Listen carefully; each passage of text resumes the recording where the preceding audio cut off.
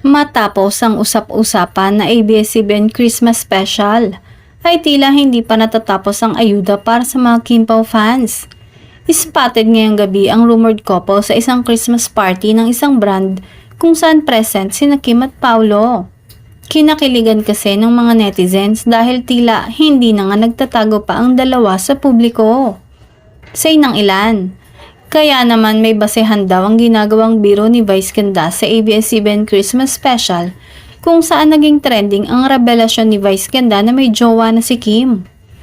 Kitang-kita sa mga litrato at video online na nag-e-enjoy at nakangiti si Kim habang nasa likod naman nito si Paolo.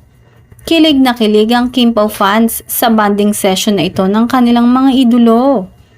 Super happy kaming lahat, lagi namin kayong nakikita na masaya at magkasama. Umaapaw, siksik, liglig ang aming mga puso sa ligaya at saya. Post ng isang fans sa social media platform na X.